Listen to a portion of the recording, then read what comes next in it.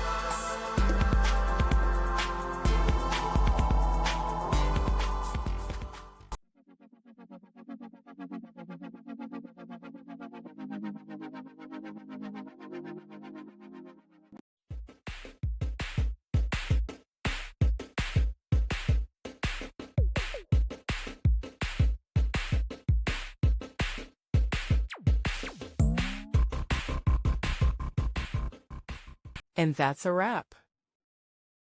I hope you found the answer you were looking for. If you did, take a second to hit that subscribe button. It really helps out.